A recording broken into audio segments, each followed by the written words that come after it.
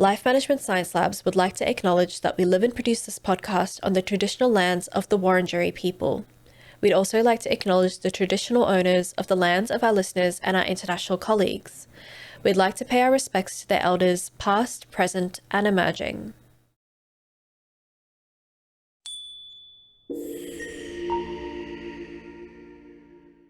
Hello and welcome to Self-Improvement Atlas, the personal science insight podcast produced by LMSL, the Life Management Science Labs.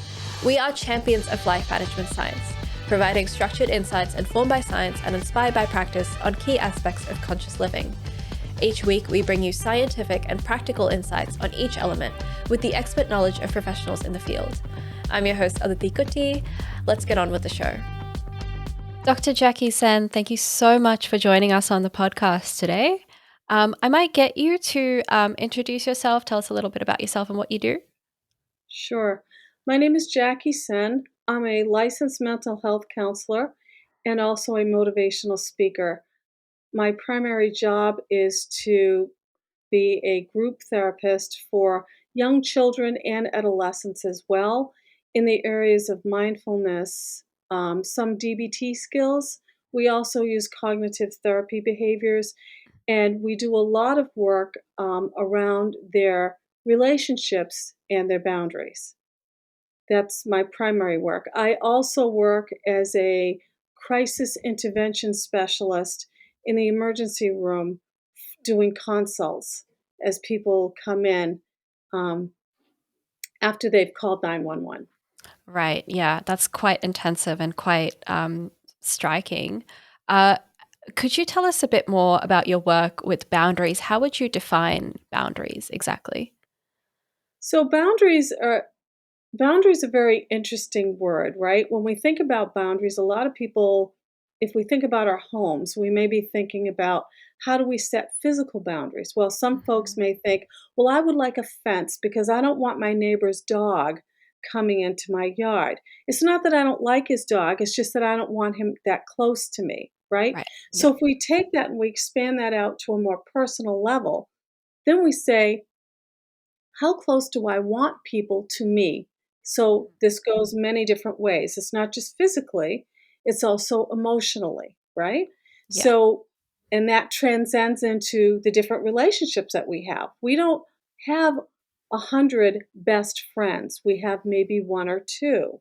And those Mhm. folks we let in more, and we lower our boundaries and we let them in. Other folks, we say, listen, here's a limit for you. I can talk to you about X, Y, and Z, and the rest of it is a no-go. And so for me, that's what boundaries are. And Right. it really has a lot to do with just, all relationships, all of them, Mhm. whether it's your family, whether it's your friends, and even if you're romantically involved. Yeah, and I feel like setting those boundaries, like you mentioned, you're kind of letting them down in order to let people in, but then finding that limit of where to stop can be really hard as well. That is the challenge, right? Mhm. And depending on the relationship, there are some relationships that are much more challenging than others. Mhm. And I'll explain that to you. So when Yeah. I say that, here's where things get really challenging. Family. Family presents us with a unique situation where we are born or adopted into this family. They are part of our lives for the rest of our lives, right? Mhm. Yeah. Unlike other relationships that we can sever and let go, family, even if we don't talk to them for a long time, when we have conversations with other people and they say, do you have family? You might hear someone say, well, yes, I do. However, I'm estranged, Yeah. right? Yeah. But it's still there. So now those boundaries become very blurred, especially when it comes to children and parents, because the child is growing and their parental needs change.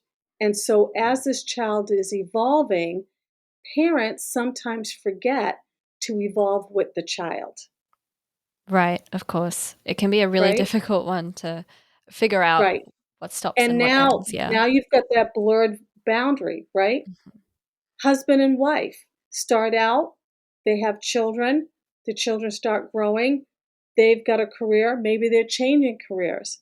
Again, boundaries are changing, needs are changing, right? And so I think sometimes we forget that our relationships go through these changes and it's okay. And we need to keep checking in on our boundaries to see where we're at. And they might change, you know? Yeah. Plenty of opportunity, especially with the last 2 years when things have been changing. But we'll get to that in a minute. First, let's Mhm. get to know you as a host. We've got as a guest. My apologies. Um, we've got a segment called "Have you met Jacqui Senn?" What I'm going to do is I'm just going to share a Oh, couple yeah. of words or phrases with you, and you just have to say the first thing that comes to your mind Okay. when I throw them at you. Are we ready to go? Sure. Cool. So the first one is book. So when I think of books, I think the one that sticks most out in my mind is one that was written by Don Ruiz Miguel, and it's called The Four Agreements. That's the number one book that comes to mind. And those four agreements are really are things that I use in my life every day. Do you want me to tell you what they are? Yeah, of course, of Okay. course. So the four agreements, the first agreement is to be impeccable with your word. And so when we're impeccable with our word, that means that when we talk to people, we're careful about what we say to them because whatever we say is not a reflection of them, it's a reflection of us. Hmm. Okay. Yeah. So the second agreement is don't take things personally. So that is, if someone's having a bad day and they say something negative to you, it really has very little to do with you and everything to do with them. Right.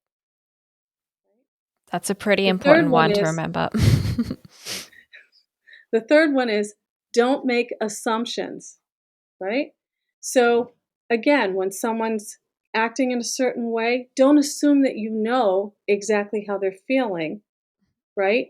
Don't look at someone that you don't know and assume that you know what they're going through because we don't. We don't know until we ask and until we inquire.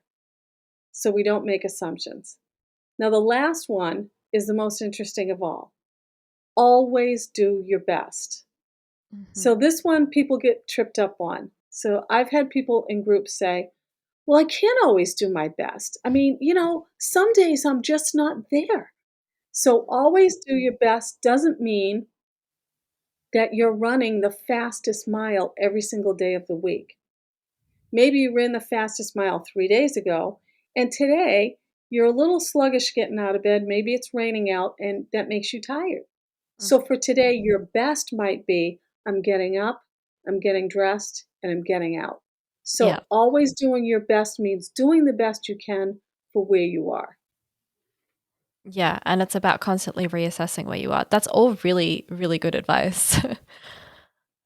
Yeah, I mean, um, and I think it's important for everyone to really think about that because a lot of times people will really sort of beat themselves up over how come I'm not doing this? How come I can't achieve that? And so instead of looking at the negative, look at the positive and say, this is where I am today. How do I get the best out of the me that is today?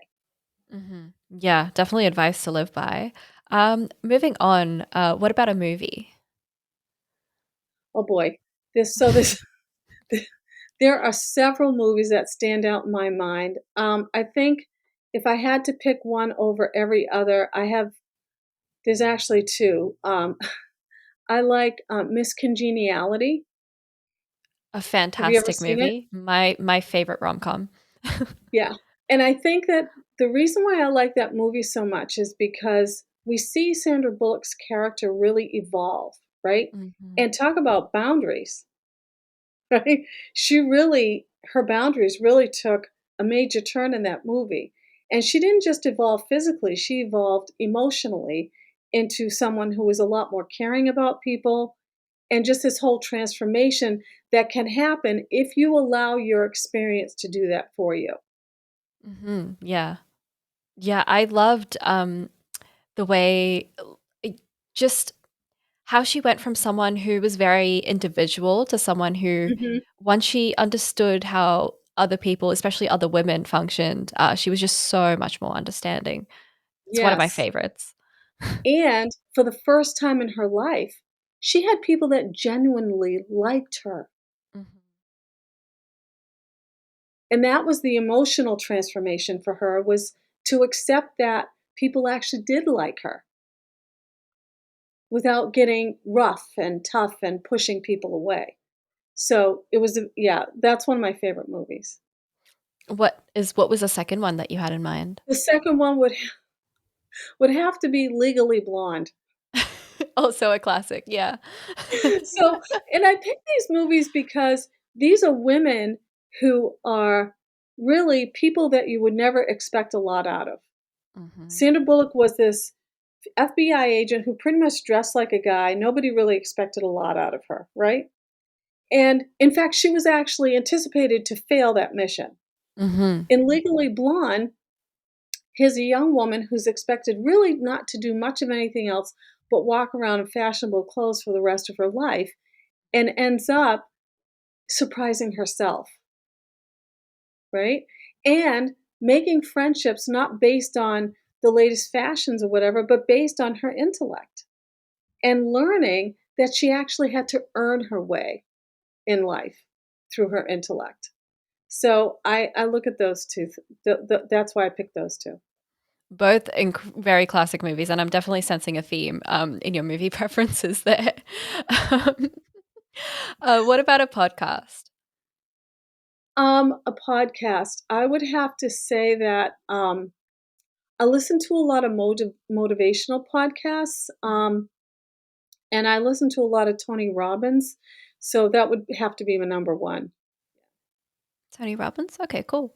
Yeah. And I what also I also listen to some religious ones too. So I listen to, Charles Stanley. I don't know if you've ever heard of him. No, I probably wouldn't have. Okay, that's okay. That's alright, yep. What about a famous role model? So this is really hard. Mhm. There are so many famous role models. I think the one that stands out for me, absolutely number 1 over everybody else, has to be Martin Luther King Jr. Yep, a pretty strong one. Yeah, I mean, and again, here's a guy who came out of Alabama.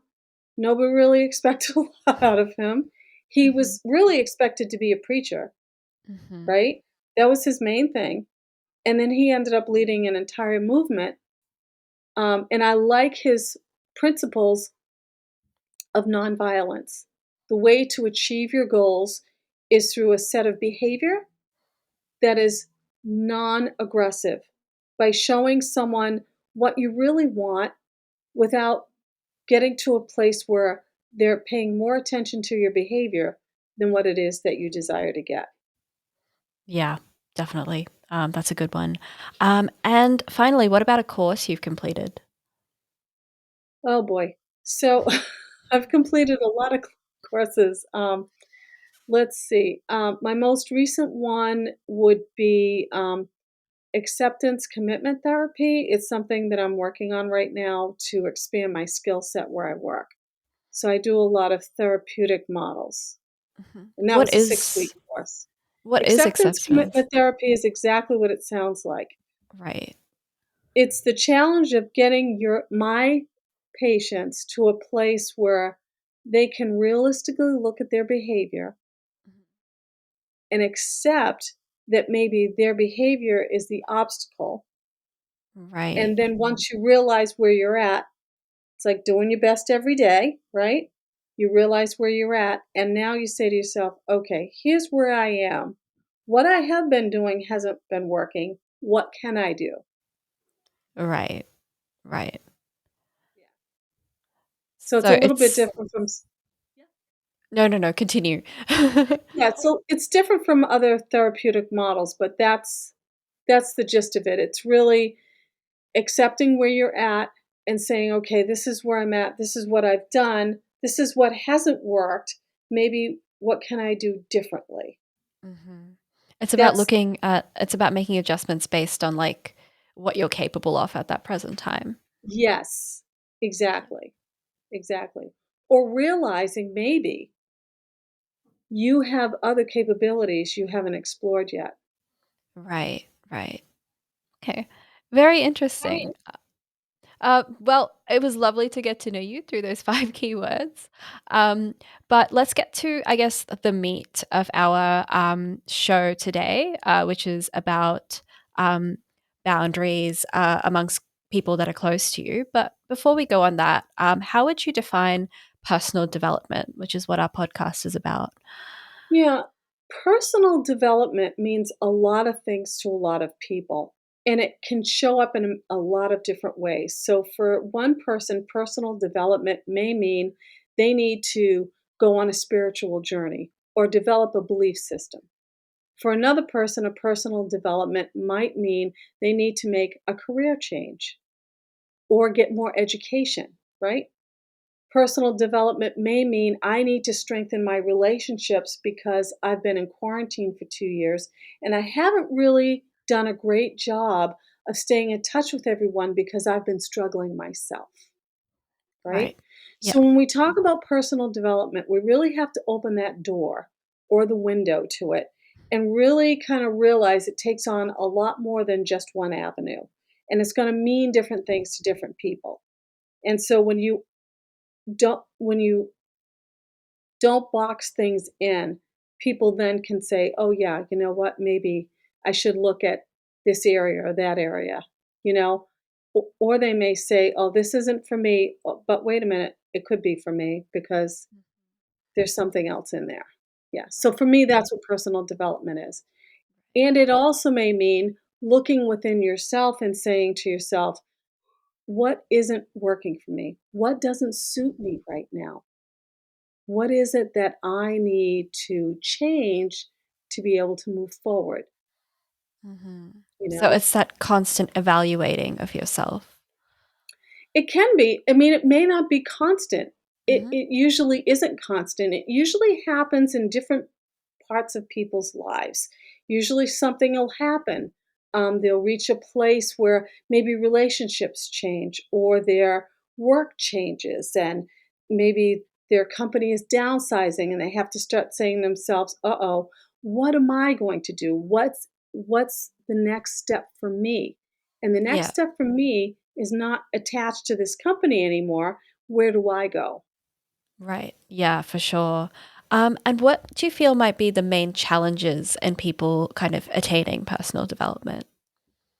So, the first challenge in attaining personal development is realizing that you have the power to change things. Hmm. That's that's the first one. Because Hmm. most people will do this. They'll say, "Well, my company's downsizing." I'm just using this as an example. "My company's downsizing, but I," and listen to the words now, "I can't go out for an interview because it would look bad. I Mm. can't, I shouldn't," right? Hmm. "I couldn't," or "I don't." And "I don't" comes into play. I don't have a resume. I don't have anyone to help me do a resume. So it's a Hmm. lot of this kind of feeling very overwhelmed and then shutting it down by saying, "I don't have any of the external things I think I need, and therefore this is going to be really outside of anything I could probably do." And when that happens, a lot of people say, "I'll just wait until I get laid off," right? "I'll wait Hmm. until I get laid off. I'll take the severance package and then I'll move from there." Right. Yeah. Because the devil I know is better than the one I don't know, for Hmm. lack of a better saying at this point. Hmm. But it's being able to say, "I'm going to take that step and do it." That's the biggest obstacle to get past, is that fear. There won't be anything else out there for me. Right. Yeah. So it's kind of feeling like almost like you're helpless, in that there's no real way to Yes, attain the change that you feel like you right. need. Yeah. Yeah, it is. And then some people will say this, "Well, if I leave though, I won't get the severance package." Mhm. Mhm. That's the other piece, you know? Yeah. Yeah. Grass is always greener on the other side, I suppose. Um, or the grass may actually look greener where you are, and you Yeah. may not wanna go to the other side and have to start watering it, Mhm. Definitely. you know? Um, Kind of, I guess, and this is not quite, or it might be linked to your analogy of, the severance package and the layoffs, but how does Mhm. setting boundaries affect our personal development? Oh, it's definitely connected. Oh, Yeah. for sure. So setting boundaries when people get jobs at companies, they become very enmeshed into the corporate structure. And Mhm. also remember, this now becomes a separate community for everybody. So you have your home life, then you have your work life, right? Have Mhm. you ever heard people say, "Oh, this is my work husband," or "This is my Yeah. work wife"? People Yeah. develop these kind of relationships at work that are very meaningful to them, and they make them feel very comforted to know that they're going to be around people they know every single day. So Mhm. now the boundary comes in if the company is downsizing, Mhm. I have to now raise that wall that I let down because now it's really comes down to me and the people I love at home, Yeah. right? And you can't take everybody with you. So now you're really on a ship by yourself. How do I maintain these relationships that have become so meaningful to me and not make those people feel bad because I'm getting ready to jump ship? Yeah. For sure. How do I maintain that boundary? How do I maintain that relationship the way it is now when I know I'm leaving? Mhm. Yeah, definitely. I know that leaving the connections that you've made at work and unintentionally burning bridges is a big concern for a lot of people when Right, leaving. right. And so, when we start talking about this sort of a situation, what we have to remember is this is a big one, and you'll hear me talk about this for the entire time we're on this podcast. Everything comes down to who is the only person you can control? Yourself, Mhm. right? So we have to then go back to the book, which is the four agreements, and pull that all into play, right? So if we're leaving the company and we're leaving these relationships, now we have to go to the number one, which is be impeccable with our word, Mhm. right? So we have to say what we mean and mean what we say to people and do the best we can. We cannot control how other people react to what we're saying, but Mhm. we can do the best we can with what we have, Yeah. right? And we as if things don't go as we want them to go, we can't blame other people. So we don't want to say, well, you make me feel. We want to use an I statement, which is, I feel this way when you Mhm. said this to me. Right, right. Does that make sense? Yeah, that makes a lot of sense. Yeah. Okay. It's like centering yourself in the argument rather than other people. Exactly. Mhm. Exactly. Exactly. And remembering that you are the only person you can control because when you start putting it onto somebody else, that means you're trying to control them in this argument or this conversation, Mhm. which is a no-win. Mhm. Yeah, for sure. Um, how would you define the term boundaries? Boundaries are things that keep us safe, um, keep people either close to us or away from us. Right. But normally, I would think that they are things that keep us safe. We know if you've ever been out in a really busy store at Christmas time, it's the Mhm. best analogy I have, when everybody is flooding the store because there's a big sale, right? And you know that feeling that you get when people are too close to you when you don't feel comfortable. That's a Mhm. physical boundary, right? Mhm. So you yourself would know that maybe you shouldn't go when the store first opens because that would be very not comfortable for you, too overwhelming. Hmm. And if you're like myself, I definitely wouldn't go when the store first opened. I would wait until about midday or so to show up after everybody kind of settles out. Okay? So that's a physical boundary. Emotional boundaries come into play when you have relationships, and usually it happens more with closer relationships when someone kind of oversteps that line, right? So, um, I don't know. I guess a good example might be, let's say I had a mole on my left hand and it really bothered me. And Hmm. so my brother knows that it bothers me, and we all know what the sibling relationship can get like, right? So Hmm. he's always bothering me about, "Oh, you got that mole. I could see that mole," right? Yeah. But then it might be the one day that he says something about the mole that really makes me put a wall up, right? And I might Hmm. have to reset the boundary with him, right? So it's that emotion, there's the emotional boundaries with people, you Hmm. know? It's about how you allow people to talk to you, how you have trained people to talk to you, because we do train people how to talk to us. Yeah. I think setting boundaries with your siblings is definitely a big one. It's one that I feel very strongly at the moment. So, um, it's, I feel like that might be almost one of the easiest ones to set, but also the hardest at the same time because it's so easy to tell them, stop it. And I think everyone who's ever had a sibling will have found themselves in this situation at one point, and then they don't. They just don't listen to you. And it's really hard too because depending on how you approach it, that sibling's feelings are really hurt. And again, this is the family. The most difficult relationships we have are within the family because of all this interaction, very close interaction that we have on a Hmm. daily basis. And it makes it really hard to navigate that whole thing. So, we have to go back to we're the only person we can control, and we have to be impeccable with our word when we're dealing with our sibling because we want to make sure that they understand that this is really where the boundary is, Hmm. and yet at the same time, not damage the relationship. Absolutely. Yeah.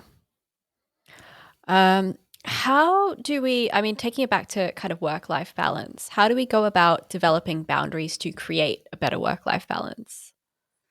So, when you want to create a better work life balance, you have to know, you have to really figure out for yourself where your limit is. Hmm. Okay. So, and I'm really careful with that because some people will say, well, I don't have any limit. I just started this company. I think this is the greatest place ever. I could work 80 hours a week.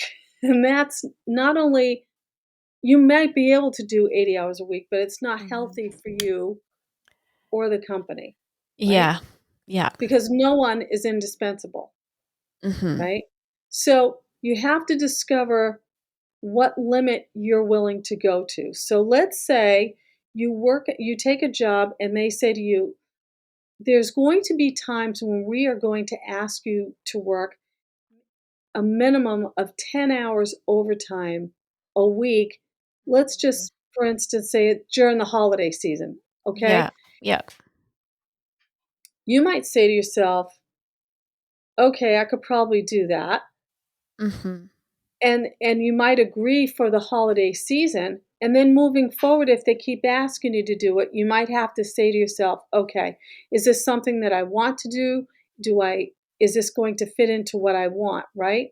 And Hmm. remember that there are other people important to you, and you don't have to be married to have people who are important to you, right? Because we all Hmm. have families. So if they're asking you to work this 10 hours overtime and you have a weekly card game with your friends or a weekly dinner with your family, you're going to have to figure out, are you really willing to sacrifice that for a company that could let you go tomorrow? Yeah. Absolutely. So that's where you have to figure out what your work life balance is, right? Because that's really what it comes down to. So if you're freeing up time for your life, you will find other things to do. right? And being you're going to hear me reference this a lot, like I said before, but being impeccable with your word, you're going to explain to your company why these things are important to you. And trust me, they will respect you for it. There's another problem with the work life balance issue is this: most people worry about being liked at work. And I think Mhm. it's kind of an interesting concept, right? So we have these relationships that are out of work, and yet we go to work and we want everyone to like us. Yeah. So sometimes I once had a job that I interviewed for, and my new boss said to me when she was interviewing me, she said, "If I called the old company you were at, would the people you work with say that they liked you?" And I said, "No." I said, "But they would say they respect me." So Mhm. here's the other balance too. What is it that you want from work? Do you desire to be liked or respected? Because sometimes they're not the same. Yeah. Okay? And here's another boundary crossing. I I like my friend Jane at work so much so that she made a mistake the other day, and you know what? I just fixed it for her, Mhm. right? Yeah. That's another boundary, right? So we have to kind of watch that too. And that can seep into the work-life balance, right? I did you a favor at work, so now I need you to do me a favor outside of work. So you really have to Yeah. kind of figure out where you want to be. Yeah, for sure. I feel like people are so scared of being let go because of a simple mistake, and it's about Yes. evaluating whether if that's a real concern in your work, is it someplace that you really want to work at all? Yes, that's true. The other thing too is don't forget, if you're working in a place that has puts a high price on making mistakes, why not turn that into more of a collaborative effort?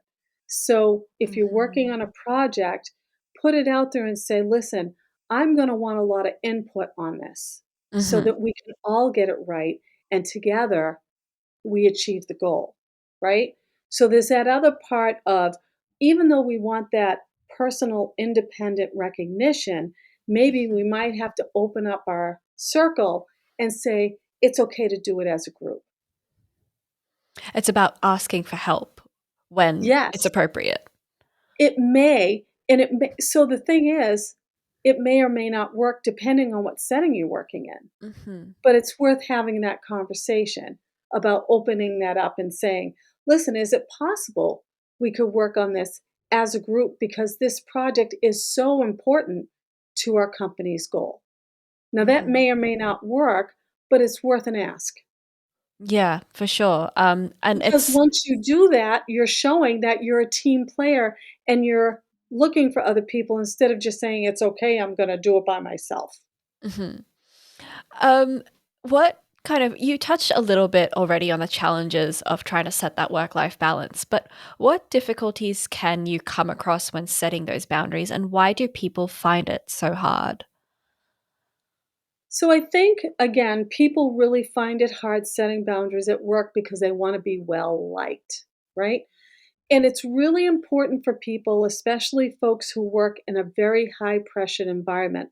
So you don't, high pressure environments are everywhere. It could be any place that has um, anything that the company might consider critical. I work in a place that's very high pressure. Hospitals are very high pressure.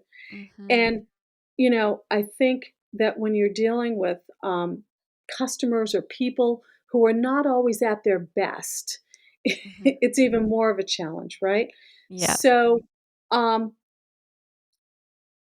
this likability, what happens is when people are in this really high pressured situation, they start to form these alliances. And I call them alliances because they may or may not actually be friends. So what happens is, I might say, oh, you know what, Jane, I'm going to the gym tonight. And Jane might say, oh God, can I come with you? Because, I'm so stressed out. I really need to go. Before you know it, Jane and I are going to the gym 3 and 4 times a week together, right? Right. Yeah. So now what happens is after a while, I've always been the one that went to the gym by myself, and maybe I have my brother coming in, because my brother does live 5 hours away from me. Maybe he's coming in, and I say, "Listen, Jane, I'm not going tonight because my brother's coming in, and I'm going out to dinner with him," and now Jane gets upset. So now Mm, we've got this whole thing going on. How is this going to affect my work relationship with Jane? Because now it's seeped over into something else, mhm. right? So it's like a breaking of a pattern almost. It's a breaking of a pattern, and it also is like taking a relationship that's business centered and letting it seep into your personal life. So now you've blurred that line between work and life, and that Mhm. disrupts the balance, Yeah.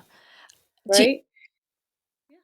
would you say, I mean, people are bound to make friends with, their coworkers. That just is a Mhm, part of work life for a mhm, lot of people.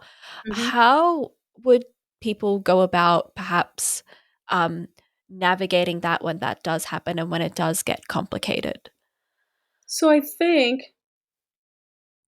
what happens is we have to really be more aware Mhm. of how much time we wanna spend with people that we're working with.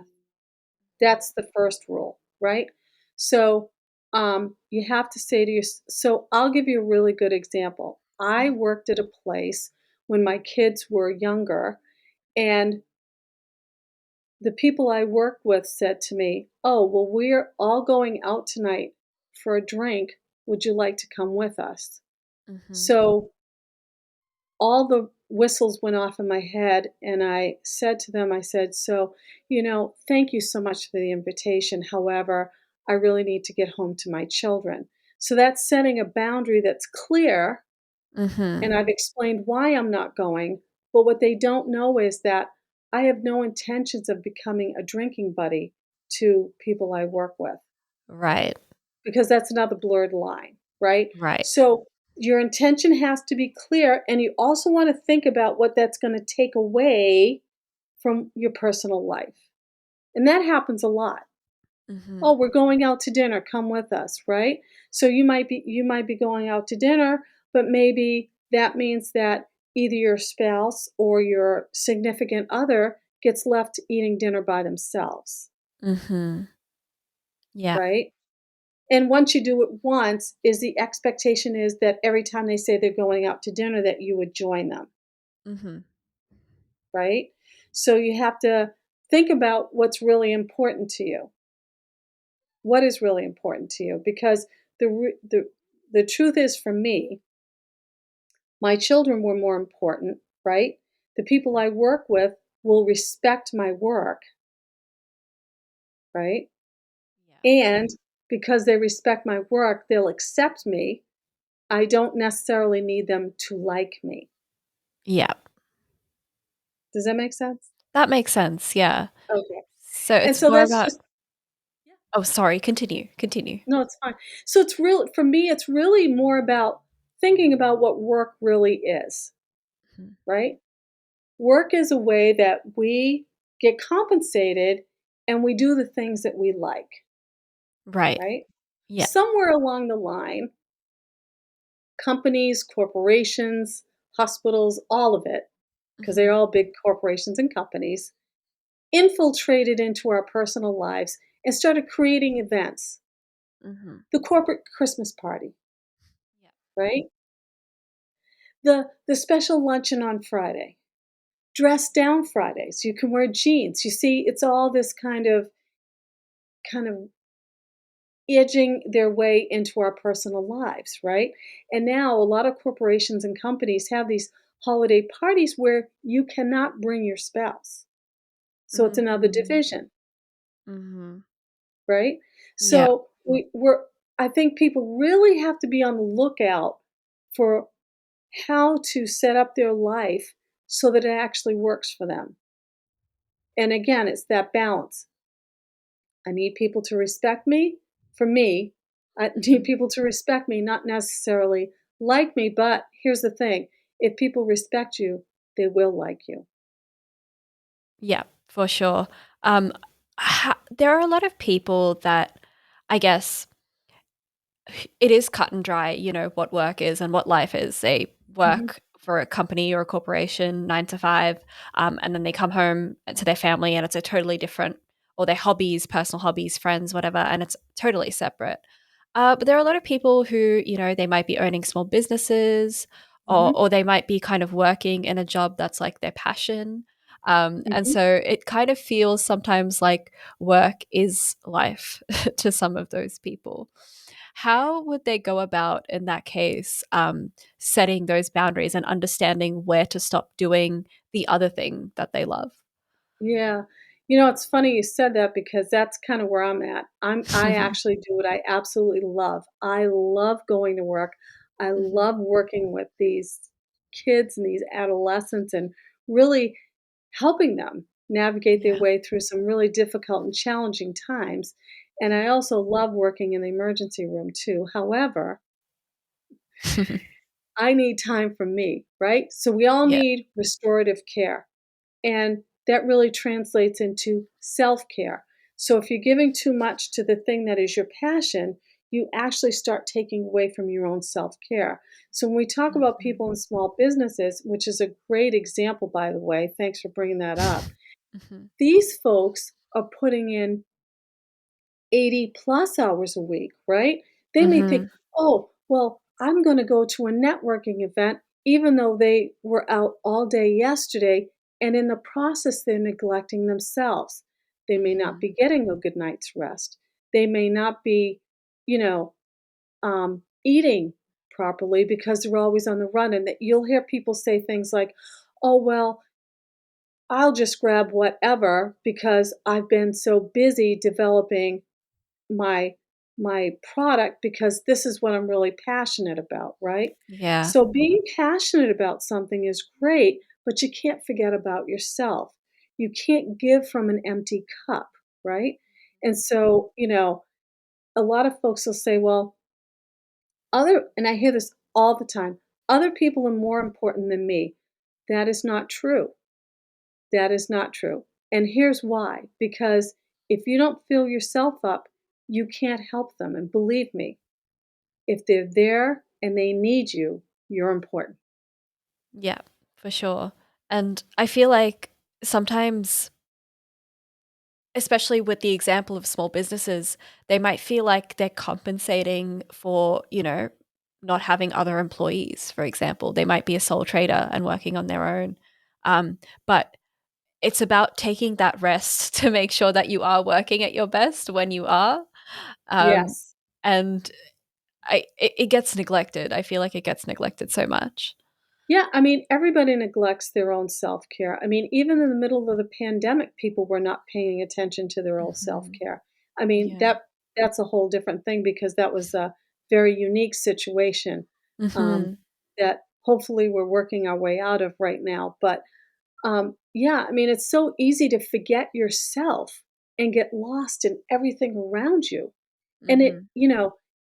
especially if you're the sole proprietor, of that business. I know a woman once, a long time ago, who had a cookie company.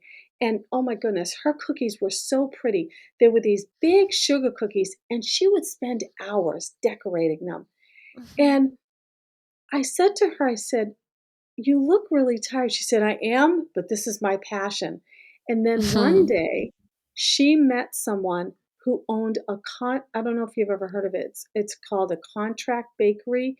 They're huge places and they'll have several small businesses that'll give them their recipes and they'll make the cookies for them. So she Okay. discovered this place. So that took the baking out of it, but she was still spending all this time painting these cookies. So Yeah. she had to figure out how to delegate that out and have somebody help her with that. And Mhm. that is another boundary. How do I let someone into my passion? How do I Yeah. let that go? Because this is Mhm. mine. This is what I've been working on, and I'm the only one that has that expertise, right? Yeah. So that's another boundary that we have to leap. And that's another challenge. Yeah, absolutely. You mentioned the pandemic, and I feel like that's been a huge, huge thing in the past few years where people are working from home, whether that be a small business or working for a bigger company, and suddenly it's all in the same space, and there's no kind of physical means of telling them apart. How do you feel people navigated that? What problems did people come across? And are they still problems now? There's a lot of residuals from the pandemic, if you will. Mhm. Um, so at the height of the pandemic, we had an enormous influx of people, children, everybody flooding into the mental health segment. People who were struggling prior to the pandemic really fell off the grid. People who were kind of struggling were really struggling. And for a lot of folks who had never had any issues at all, were now faced with things like anxiety and the onset Mhm. of mild depression. Mhm. So, when you're struggling yourself with something new that you've never experienced before, it's hard enough. But if you throw in the mix of having a family, young children, and a husband, and everybody's clustered into the same home, dividing the space and creating safe boundaries for everybody becomes really a great challenge, right? And Mhm. so a lot of people had to come to a place where they had to really examine their relationships with each other and figure out what was going to work in this setting, right? Mhm. So you'd have moms that were saying, "Well, I have to be on this Zoom call all day long, but yet I have my kid who wants to be near me." So I say this, if it's okay if you're on the Zoom call and the cat jumps on your lap, then what's the problem with your daughter sitting next to you, Yeah. right? Yeah. So again, we have this kind of it kind of a blurred line with the boundaries, but given the pandemic, I think, things needed to be a little bit blurred because we really needed that comforting, right? And we needed more than ever to know that the relationships that we have, in terms of a family, are really still there for us and we really still do care about each other and not allow this, being in each other's space all day long to get the better of Mhm. us. And Mhm. that really was the challenge. How do parents still parent when the kids are home all day and they're home all day? Yeah, you do it on Saturday and Sunday, but now I'm doing it Monday through Sunday. And where's the me time, Mhm. right? So, me time turns into it's okay to tell the kids they have to be in their rooms at 8 o'clock at night. No, during the pandemic, I told a lot of people, your kids may not be able to fall asleep because they really, this is a whole new thing. Mhm. There's nothing wrong with telling them though that they have to be in the room, and it's okay for you to take that time for yourself. And if you're still with your spouse, it's okay for you two to have the two together time, Mhm. right? So it's okay to take that time for yourself and still get it, right? And maybe set up a space that might be okay for the kids that they can do their thing in because believe me, kids don't want parents in there all the time. They don't. Mhm. They're doing their thing. And the parents come in and we're ruining the vibe, as they say. Yeah. So it's okay to create a space that they're okay in and let Yeah. them have their thing. And it's okay for us to get our time too. Mm. And I think that's what a lot of people struggled with, how to do that, because it wasn't necessary before, because Mhm. everything was so clear cut.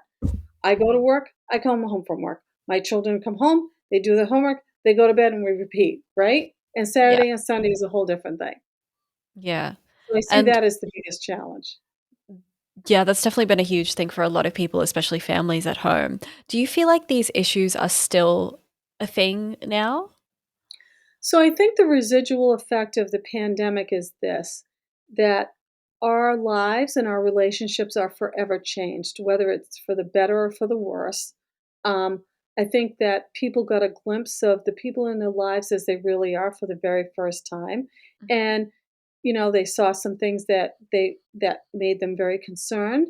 and other folks saw things and realized that maybe they needed to do some things different to really strengthen those relationships within the home.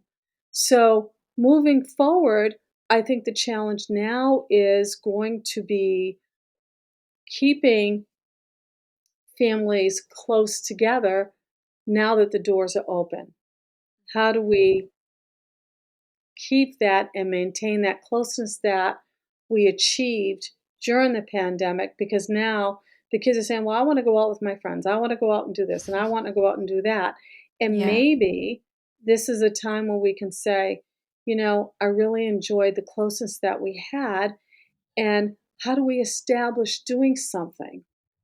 How do Mhm. we get it to be maybe once a week, Mhm. You're not gonna get a buy-in for a kid who's a teenager every day in the week, but you might get a Yep. buy-in once a week, right? Yep. To do a special dinner or to have a special time where you go out somewhere and just have a conversation, you know? I know my brother and I, we hadn't seen each other in almost 2 years, and last September, he and I are several years apart, but only 2 weeks apart in our birthdays. So last September, we went down to Cape Cod and we saw a concert together, stayed overnight, and had dinner. And now, because of that, we've decided we're going to do that every year. So Mhm. there's a way of reforming our relationships in a way that works for everybody, right? Yep. And we don't have to be so over inclusive that we're choking people to death with our with what we want, but Yeah. yet let them know that they're still important in our lives and we need that closeness. And Mhm. I think that's something that we really should work on and try to maintain as we move forward. Just because the doors are open doesn't mean everybody has to go their separate ways. Let's try Yeah. to bring that back.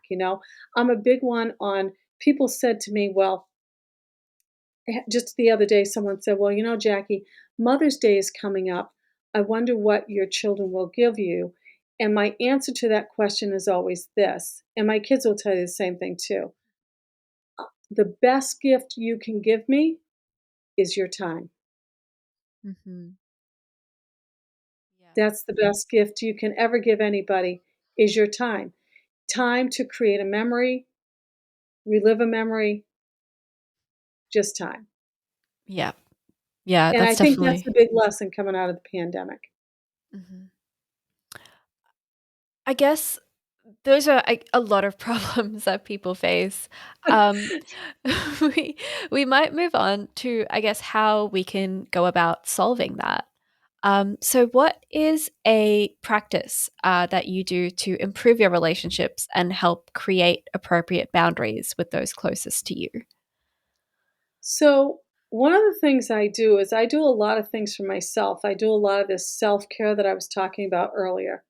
So, I'm a little bit on the extreme side. So, everybody who's listening can kind of pick and choose what part of this they want to take. Yeah. Because I know I realize that about myself. But I get up every morning at 5 a.m. I don't have to leave until 7, but I get up at 5 and I Mhm. do a 30-minute meditation. So, meditation isn't always just sitting in that cross leg position with nothing around you and listening to serene music. Meditation Mhm. can be sitting in quiet space, reading something, whether it's your favorite book, maybe you want to read a chapter out of it. If you're religious, you can read the Bible, or it could be poetry, right? Mhm. 30 minutes before I start my day, that's what I do every single morning, and I've been very faithful to that for the past, I'd say, a good 4 years now. Mhm. And then after that, I I do about a half an hour workout while I'm watching the news, and then I get ready to go. When we set our intention for the day, setting an intention doesn't mean you have to do everything that I do. Setting your intention for the day could be as simple as I'm going to leave on time today because I know that's what sets me up for a better day. I'm going to Mhm. leave on time today because I feel more comfortable when I go into the workplace when I do that, right? Mhm.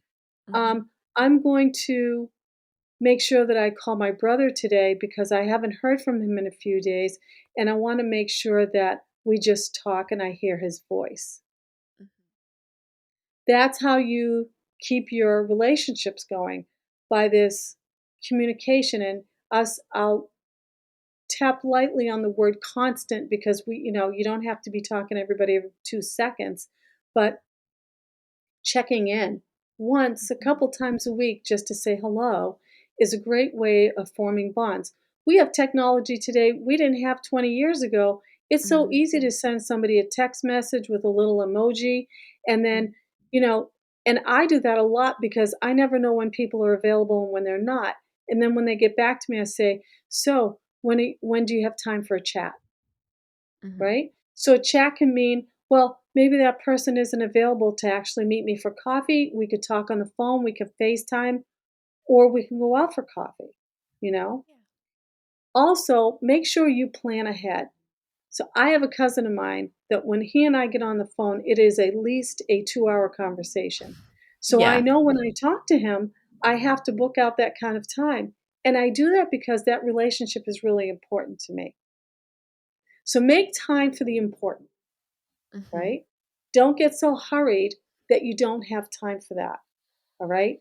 The sale at the store can wait. I know the dress looks good, but that relationship is more important, right? There'll be Yeah. another sale, there'll be another dress, right? Yeah. So that's the biggest takeaway I have is make time for people and be avail and make time when it's good for you and them, not Mm. all one way or the other, right? It's okay if somebody says to you, "Listen, can I talk to you next Tuesday?" And you might be thinking, "Well, I've got a bunch of stuff to do next Tuesday." But Yeah. you might say to yourself, "Well, maybe I'll move it around so I can talk to Jackie." You don't have to do that. You say, "Listen, I'm busy next Tuesday. What other days do you have available?" Yeah. And I think sometimes we're afraid to do that. Mhm. Right? Well, if I S say I'm not available, I may miss out on having that conversation, Yeah. right? But it's all about developing that relationship, and that relationship now comes together in a way where it's healthy and you're respecting each other's boundaries. Mhm. Yeah, it's funny you mentioned that, like, we're scared of saying that we're not available because I know a common problem that I often come across is that I often tend to meet in groups of people as opposed to, just one on one, Mhm. usually because we might have all gotten together in university, for example, and like we got to know each other in that setting. So meeting up individually with those people can sometimes be a bit difficult. You feel like you're leaving other people out. Yes.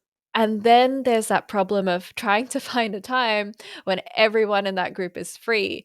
And once Right. again, when one person can't make it, it kind of ruins everything. So I Mhm. feel like I often feel guilty saying I'm not available for something.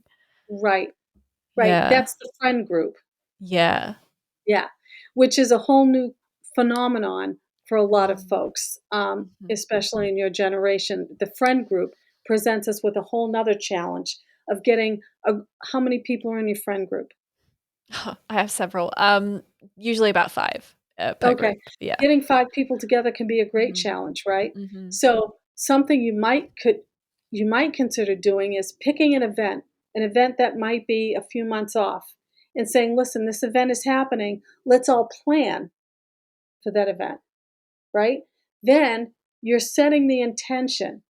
We're going to go to this event, and everyone buys in and says, "Yes, we're going to go to that event." And now everyone's available. Yeah. Yeah. I think that's a great way of kind of getting around that. Instead of saying, "Oh, yeah, next Tuesday's not going to be good for me," set it a Mhm. bit a ways away, like even if it's 3 weeks away, and say, "Listen, okay, so on Friday the 27th, we're all going to go out and do X, Y, and Z," and everybody buys in. Mhm. And that way everyone has, the time to make arrangements and make time if Yes. they need to. Yeah, yeah, Yeah. and, it's hard because as we grow up, we become less available. We have more Mhm. responsibilities, right? And it was easier when you were younger because everybody was available. Yeah, all the time. "What are you Especially doing when you're a tonight? Nothing, child, you're let's going go." especially when you're a child, it's like, you're going to school every day and everyone's at school at the Exactly. same time, so everyone has the same schedule and it's so easy to find time to meet up with them outside of that, Exactly. if you even want to, because you're meeting up at school anyway. Exactly. So, Exactly. And so, yeah, now you have to get into the how are we going to maintain this moving forward? Because again, this is important. These relationships are important. We want to make sure we know that they're important. And the one way we can do it is by setting our intention to make sure we have time. yeah, definitely. I want to go back to what you were saying about setting that intention. How do people figure out what their intention is for the day, and how do they word it in a way that allows them to carry forward with their day based on that intention? So when we set an intention, it's not the same as setting a goal. A goal is something totally different.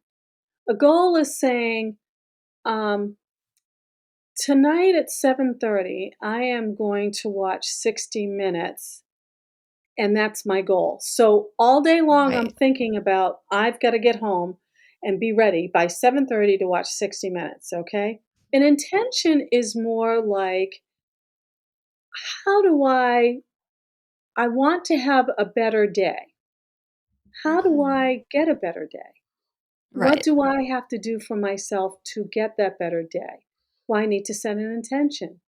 So if my intention is, me personally, is that I know I have a better day when I get up and I take my time and I have time before I have to go to work. I'm not a great person at getting up, rushing around and Mhm. hustling it out the door. I won't forget one thing, I'll forget five. Yeah. Okay? Yep. So when we set our intention, it's all about what is making us more comfortable in life. What enables us to be able to do always do our best, right? No matter Mhm. where we are. How do we do that? So if you're the type of person who has to have a cup of coffee in the morning, but stopping at the coffee store takes too long because everybody else is in line, and by the time you get there, it's a 20-minute wait. What might you do to help yourself with that? Right. Make the coffee at home. Get Yeah. yourself a travel mug, right? So Mhm. that's our intention, is to lighten our load, to make it easier for us to navigate and still get the things that we want, right? Mhm. So if you're a person that needs that coffee, now what you've done is you set the intention of, I'm fulfilling my needs and I'm getting what Mhm. I want, and this is helping me navigate my day in a much calmer and more productive way. Yeah, definitely. And what are would you say are three good things about setting your intentions? Three good things about setting your intention. Well, one is that you are doing it for yourself, right? Mhm. Again, we go back to, how many times do we always worry about other people, especially in the morning when we're getting ready to go to work? Oh, I've got to be to work because my boss will be there. I can't be late because I don't want him seeing me walk in 2 minutes late, right? Yeah. What about us? Mhm. What's good for us, right? Mhm. If I get up, if I get up 5 minutes earlier, I won't have to be as stressed. What about if you chose your outfit the night before instead of taking 25 minutes to figure out what blouse and what pair of pants goes together because you Mhm. can't decide, right? Yeah. So if you Yeah. have it together the night before, now you're setting yourself up for what I is people don't like this, but I'll put it out there anyway. You're setting Mhm. yourself up for success. So success doesn't mean that you're hitting the lottery every day, but you might be hitting the lottery by setting yourself up for an easier takeoff, Yeah. you know? And it's all these little things. It doesn't have to be a big thing. It's all these little pieces that we put together for ourselves that equal that intent. Right. Yeah. Um what are the challenges people might come across with this? The challenges are, maybe I don't always feel like picking out my outfit the night before because I had a long day. Yeah. Okay? Maybe Yeah. I can't peel myself out of the bed because I'm just tired in the morning and I'm Mm. not gonna have time to make that cup of coffee, right? Mhm. So now I'm not gonna get my coffee, but I still gotta get out of here at the same time, right? Yeah. Yeah.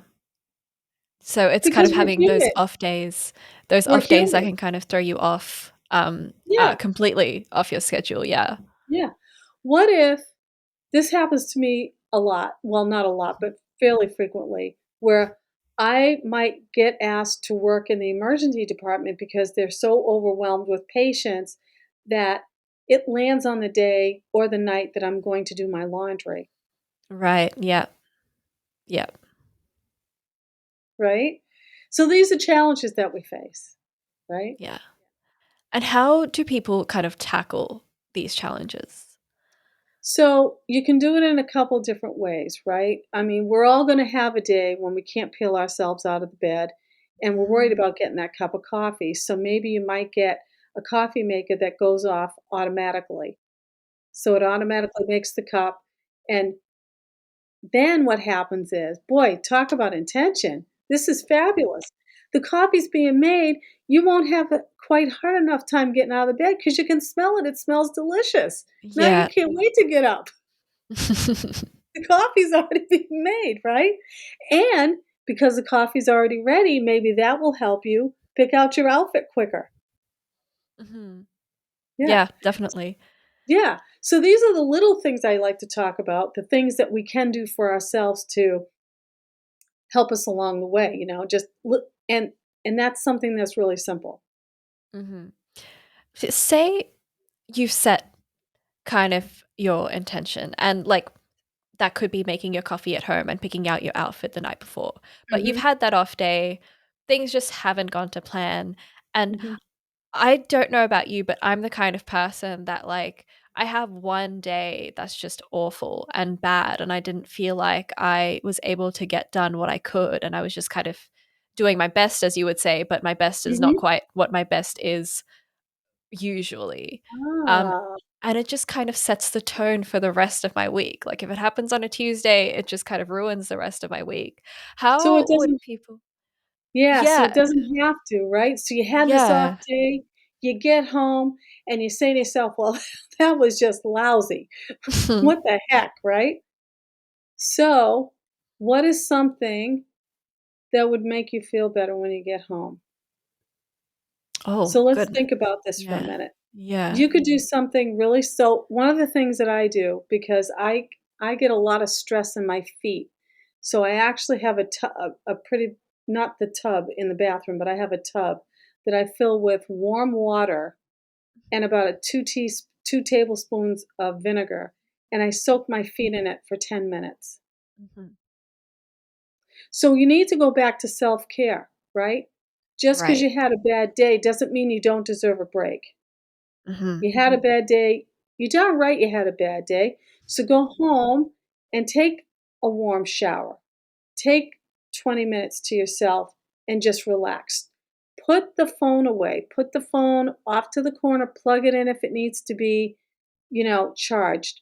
But stay off the phone, stay off the social media, and just give yourself a rest. This is Yeah. the other thing that we don't do is we don't unplug. We're always on. It's 24/7. Yeah. Everybody's on. They're on something. They're on TikTok, they're on Snapchat, they're on Facebook, they're on everything. Instagram, Yeah. LinkedIn, all of it, right? Yep. So, if you've had a bad day, don't take it to the social media page. They don't really need to know, right? Just put that phone down and take care of yourself. Yeah, for sure. Unplugging is definitely something that, uh, I think more and more people, especially if an older demographic as well, are finding it harder and harder um, to do. Right. But you have to. I mean, everybody needs something, It's okay to and it's all these simple things, A shower can be so therapeutic for you, Mhm. You get in a Hear, shower, hear. you wash Yeah, just wash up and get out. That's it. You don't have to be going anywhere. I mean, I think too we have these things in our heads, "Well, I don't need a shower right now. I'm not going anywhere." But take it. You'll feel better. You might you or I'll put it this way, you might feel better. Mhm. Yeah, always worth a try. Yes. Um, With kind of setting your intentions, how often should you do this? Is this something that you kind of need to do on a daily basis and figure out, what your intention is each day? Or is it something maybe on a weekly basis? Or is it just something that you need to kind of reevaluate when you're kind of coming across problems? So it depends on who you are and what you want, right? Mhm. So I know myself, I'm really into it. I have a vision board. I'm always setting an intention for I set intentions fairly often during the week, depending on the day and depending on what's going on. So it really depends on how you feel about it. But definitely if you're feeling like even if it's a small challenge, reset. Don't be afraid to reset. It's okay. Mhm. Re Mhm. reevaluate. Take another look at things. If things are not working out the way that you thought they would, it's okay. It doesn't mean it was a bad plan. It just means it's a plan that's not working right now, and it's okay. You know, Yeah. there's no failure in trying. Just keep going with it. You know, and try something new, you know? Um, I know that a lot of people aren't very when they get home, they want to unwind, a lot of people go to the TV, Mhm. Netflix, Hulu, and all that Yeah. other stuff, right? How about just sitting down, and this is gonna sound silly, but buy some if you're not into coloring, although coloring does help a lot of people, they have the adult coloring books, get some colored pencils, you could do that. Or just watercolor. And you don't have to be Picasso to watercolor. Just get a palette of watercolors, just get some paper and just paint. Don't worry about what Mhm. you're painting, just paint. Mhm. And sometimes that can be very relaxing too. And you can do it in your own home. And I think a lot of times we need to learn how to relax in our own homes because, again, we're always on, right? We're all Mhm. social media or all this other stuff. So it's important to take time for yourself and just find something that will bring it down. Right. Like you said, you had a bad day. Okay, so you had a bad day. And the way that you stop that from seeping into every other day in the week, because now, like you said, it's Tuesday and it's going to go on, right? We Mhm. need to kind of nip it in the bud and start realizing that it's okay. It was just one day and we need to bring it down. So we need to get Mhm. into some of these other things that'll help us do that. Mhm. Even if it's just sitting there with a warm cup of hot cocoa, whatever Yeah. it is, do it. Yeah. Yeah. Um, you mentioned that you have a vision board and you like to kind of set your intentions fairly often in the week. How do you go? Tell me about this process. I'm so intrigued. So the vision board is something that I started in 2008. And it was interesting when I first started, I had all these great ideas. I was going to buy a different house, I was going to do all this stuff. But the biggest thing on the vision board was that I was going to go back to school. And I didn't realize that I wouldn't be going back to school for another, when did I go back? Another 9 years. But so vision boards, it doesn't mean it's happening today. It just means it's going to happen, right?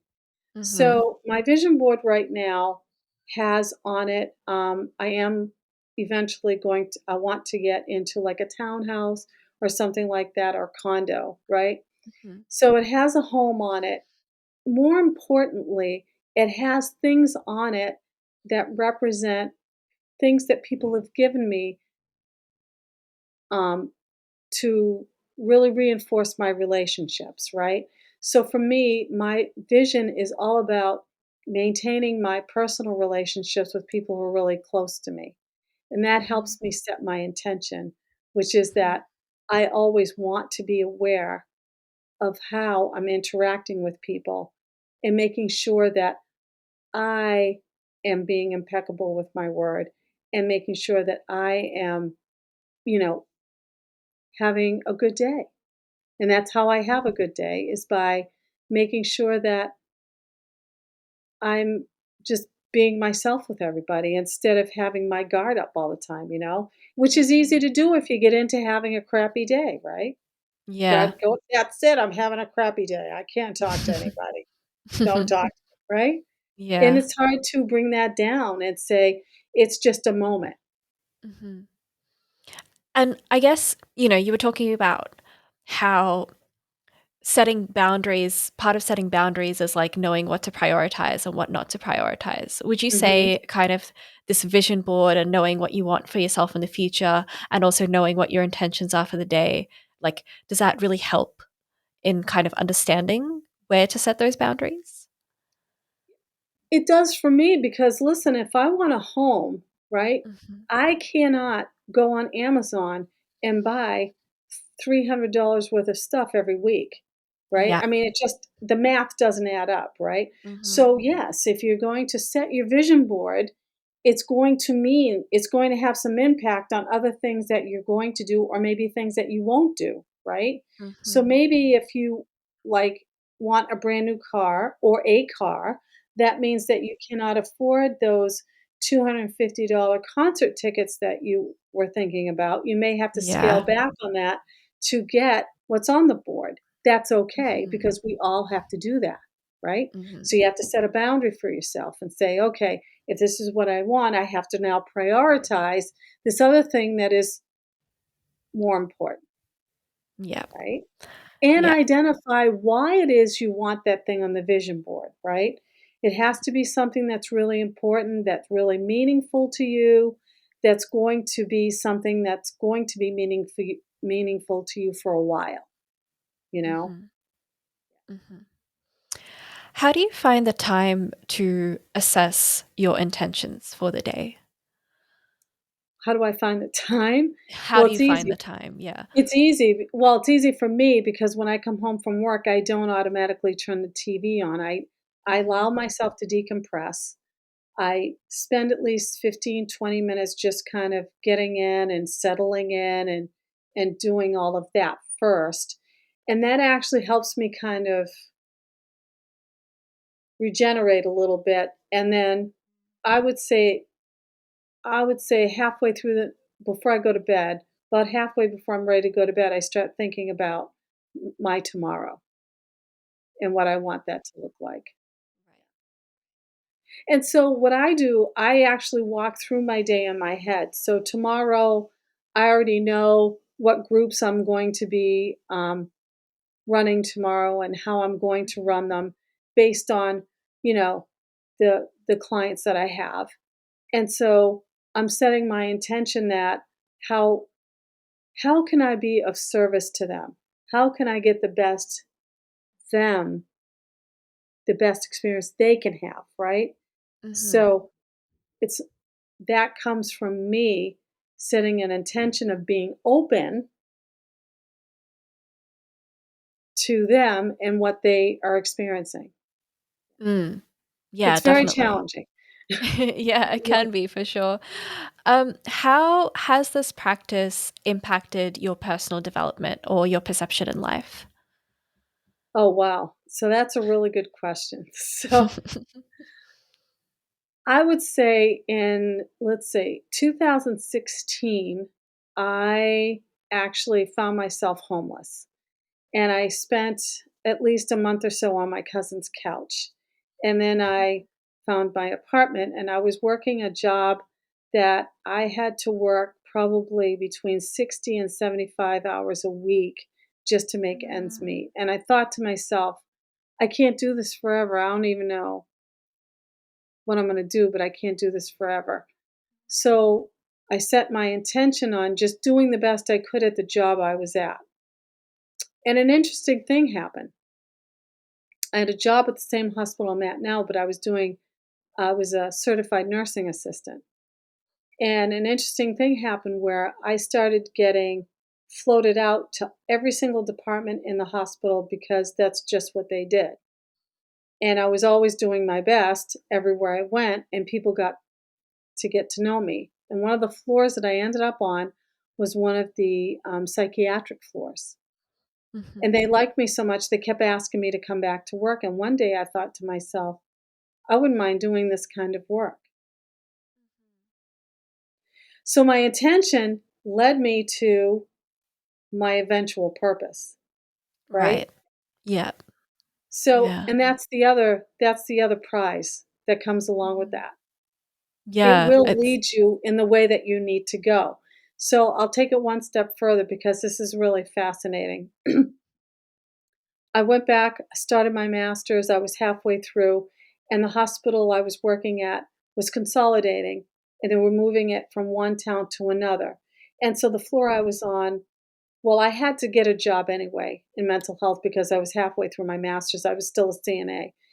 And the lady in human resources said to me, "Take a look in the computer and see what jobs they have available on the psychiatric floors." And Mhm. my heart dropped because 2 weeks earlier, I had taken a look and they had no jobs available. Right, So yeah. I went in that night, I got home and I said, "Well, okay, we'll take another look, but, there's probably nothing in there." They had 2 full-time jobs, 2. Oh, So I amazing. emailed the woman. She called me back 24 hours later and said, "You have an interview." I went up and I interviewed. Halfway through the interview, the woman said to me, "When can you start?" That's so good. Yeah. So this is all to say that it's all possible and it's all connected Mhm. and it all works, but you have to give it a chance. Yeah. So, speaking of giving it a chance, would you recommend this to everyone? Absolutely. Absolutely. And it's okay not to dive in and take it all at once. It's okay to take it a Mhm. little bit at a time, right? Because a lot of people Mhm. say, "Well, I don't know if that's going to work out. I'm not doing all of it." And that's Yeah. okay. Just take a little bit here and there and do what fits for you for now and Mhm. ease into it as time goes on. Mhm. And that's Yeah, for sure. okay. How would people kind of take it little by little? What's an example Taking that you it can think little of? by little means that, listen, somebody out there is probably saying, "Listen, lady, I am not the kind of person, I am not putting my outfit together the night before. Okay, that's way Yeah. too much for me. I'm not that organized, and I like my life that way." Some people get up in the morning and say, "Oh, look, I'll grab this outfit. Oh, yep, I need to iron it." And, that's just the way they are. Okay. Mhm. But it is okay to say to your, or start thinking about some things that you may want, or maybe it's something that you have been thinking about that you want, right? Mhm. You don't need a fancy board. A vision board is nothing fancy. If you have a piece of poster board that your kid had left over from school, use it. Tape it to a wall and start working on it. Okay, that's Mhm. perfectly fine. But what is it that you've been thinking about?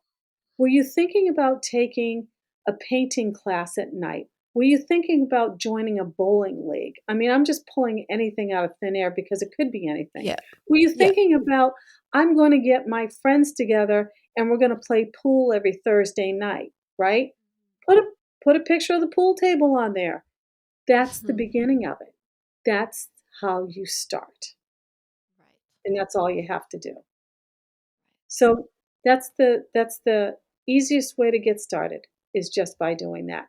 Or it may mean texting that person that you haven't talked to in a long time because you don't know when they're available, but you can text them and say, "I know it's been a long time, but I would like to Mhm. talk to you. Mhm. When is your next availability? Let's chat Yeah. about that." Yeah. Yeah. That's the beginning.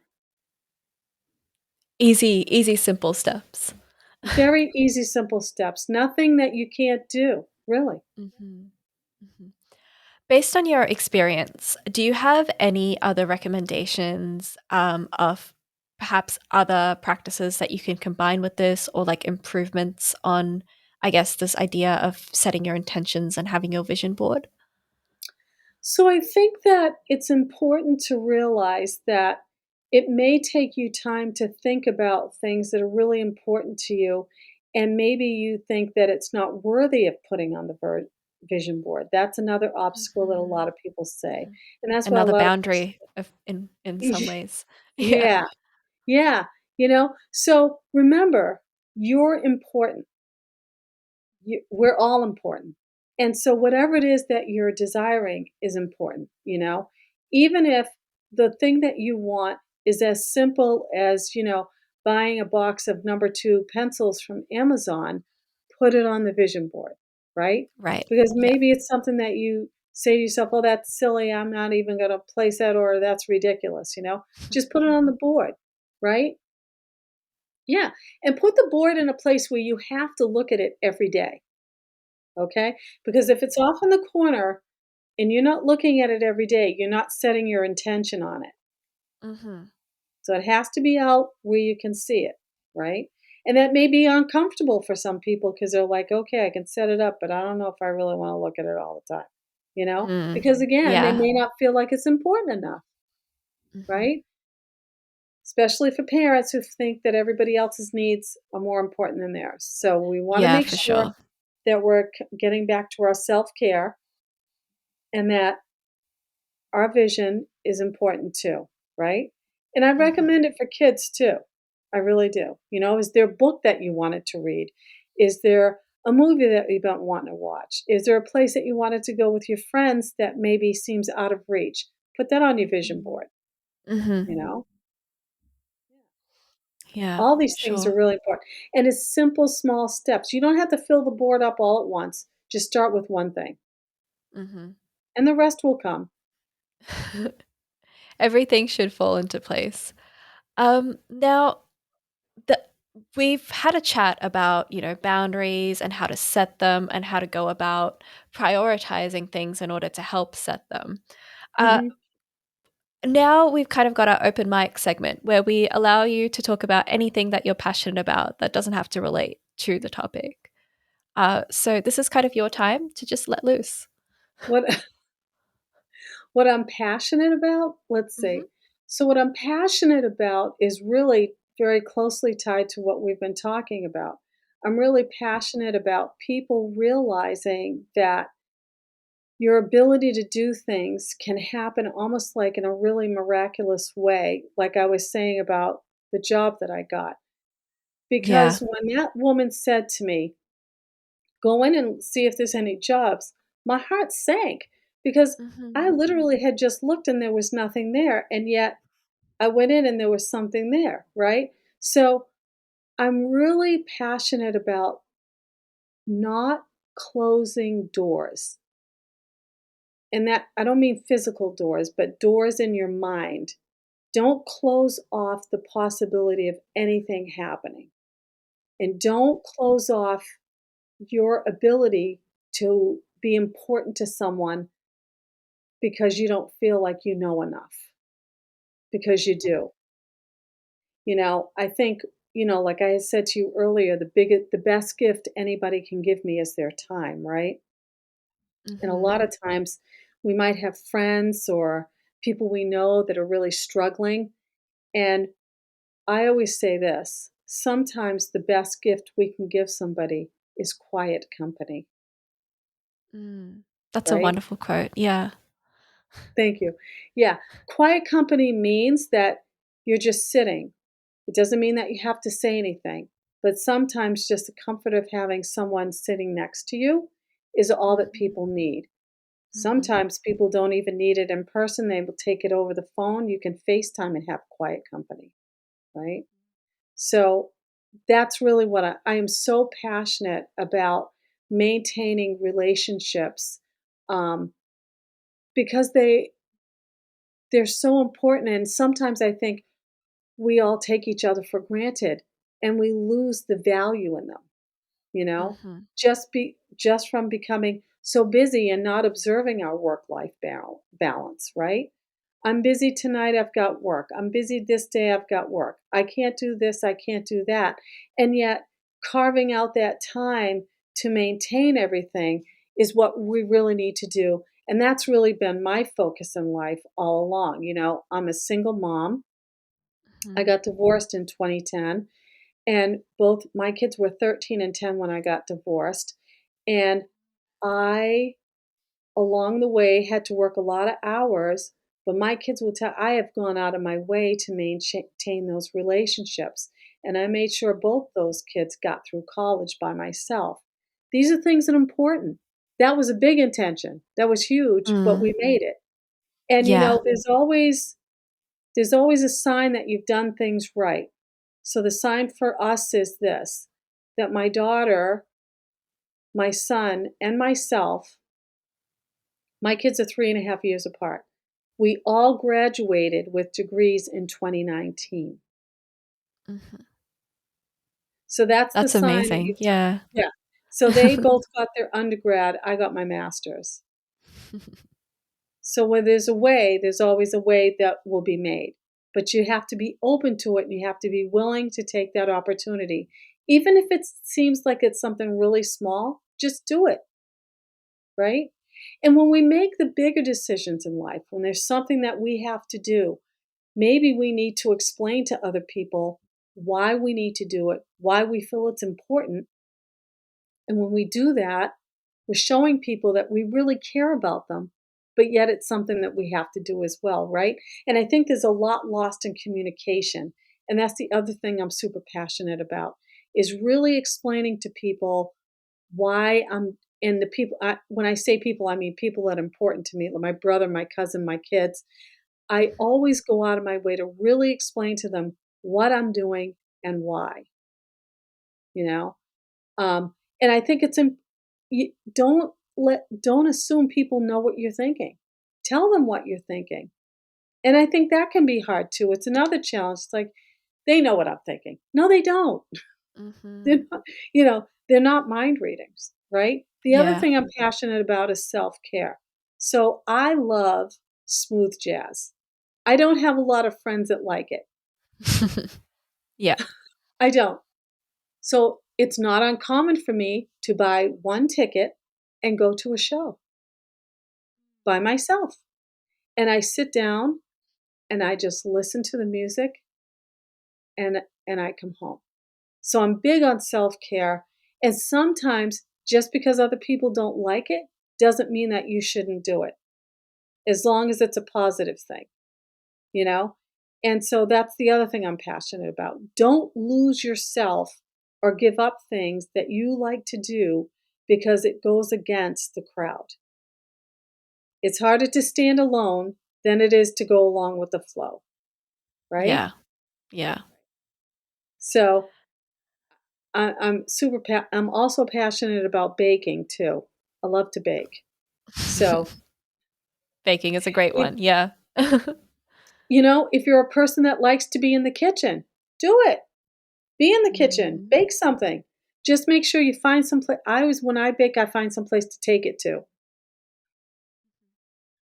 But yeah, I mean, really focusing in on that self care, anything that makes you feel good, that's what I'm passionate about. And I've learned that it's important in life not to give up yourself for other people. Yeah, not to neglect yourself. Yeah. All right. We have got some questions from our audience for Okay. you. And we've got about 10 minutes to get through Okay. 5 of them. Cool. All right. I'll start with the first one, which is how can we communicate our boundaries with those closest to us in a way that won't cause misunderstanding? Yeah. So that's a little tricky one, right? Hmm, Yeah. yeah. And it really depends on what the boundary is. I know that there's some issues that are bigger than others, right? But let's say I'll pick this one as an example. Let's say you have two kids living in the same house, and one's a boy and one's a girl, Mhm. and the boy is older than the girl, and the little girl is always trying to get into the boy's room. I think that's a pretty common thing, right? Yeah, for And sure. so if you've got a teenage boy and a 10-year-old kid, that boy is not going to want the kid in there when he's trying to talk to his friends, right? Yeah, exactly. So, Yeah. one of the things that the parent can do is try to help navigate that whole thing. And one of the Mhm. things that you can do is say, well, between this time and this time, um, Jimmy has to have his room to himself, Right.